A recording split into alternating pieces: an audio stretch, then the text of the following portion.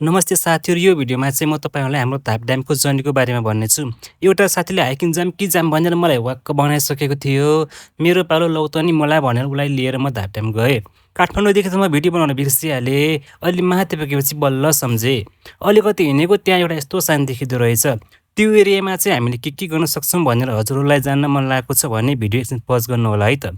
साथी अलि अगाडि पुगिसकेको थियो। म पनि कति भिडियो मात्रै बनाउनु भनेर खुरुखुरु हिँड्न थालेँ। अगाडि थुप्रै बहिनीहरूले टिकटक बनाइराख्नु भएको थियो। त्यसपछि मैले मेरो क्यामेरा बन्द गरेँ। त्यसपछि हामीले टिकट लियौँ। पर पर्सन 100 पर्दो रहेछ अनि हाम्रो हाइकिङ सुरु भयो। बाटो राम्रै थियो। हाइकिङ मोड इजी नै भन्दा हुन्छ। त्यस्तो साह्रै गाह्रो पनि थिएन। त्यो भएर पनि हामी सुई हिँड्न थाल्यौँ। साथीले मेरो भिडियो बनाइदिए भनेर वाक्क पार्दै थियो।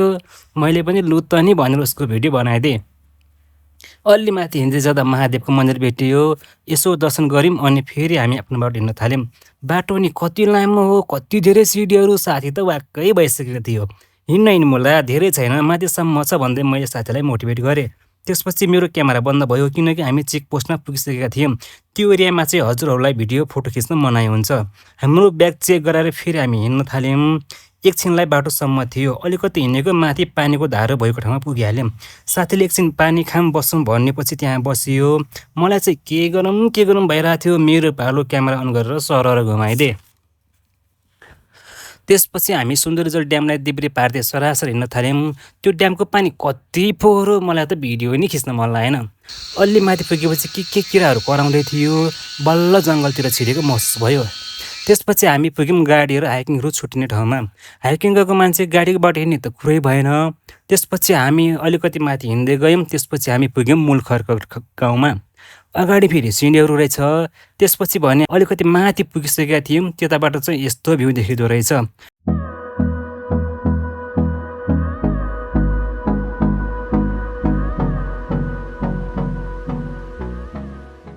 अब भने हामीहरूसम्म बाटो पुगिसकेको थियौँ। त्यता चाहिँ फेरि बाटो पुरै खनेको। जङ्गलको बिचमा यो बाटो म हिँड्दै भिडियो बनाउँदै थिएँ। एक्कासी सर्प भेटियो। धन्नै मलाई टोकेको। But like they always say cameraman never dies. मेरो हातमा क्यामेरा देखेपछि सर्प पनि भागिहाल्यो। अलि माथि ऐँसीहरू रहेछ। साथीले त ऐँसीले खान सुरु गरिहाल्यो। एकछिन ऐँसीले खाएपछि हामीहरू फेरि हिँड्न थाल्यौँ। त्यसपछि हामीहरू पुग्यौँ भ्यू पोइन्ट भन्ने ठाउँमा। त्यताबाट चाहिँ भ्यू यस्तो देखिँदो रहेछ।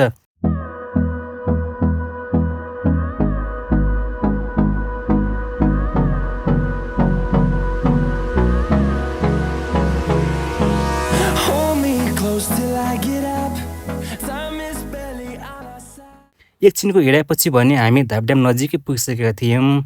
मैले चाहिँ सक्ने जति भ्याउने जति सबै एङ्गलबाट भिडियो खिचेँ। धाप ड्याम यस्तो देखिँदो रहेछ।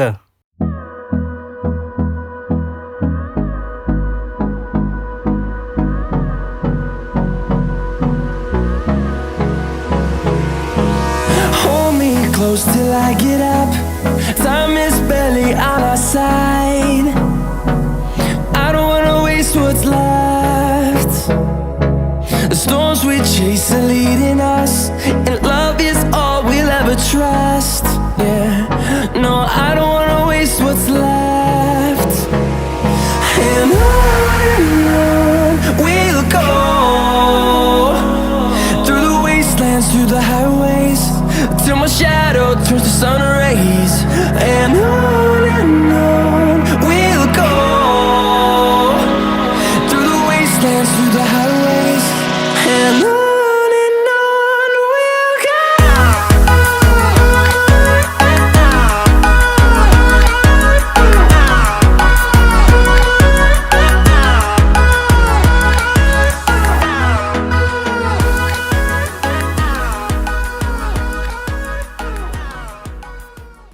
धाप ड्याम चक्कर लाउने क्रममा एउटा मन्दिर देखेँ।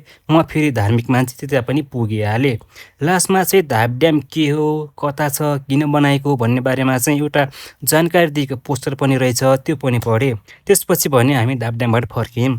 हजुरहरूलाई पनि धाप ड्यामको बारेमा जान्न मन लागेको छ भने चाहिँ त्यो भिडियोको अन्तिममा देखाएको पोस्टलाई चाहिँ राम्रोसँग पढ्नु होला। धन्यवाद।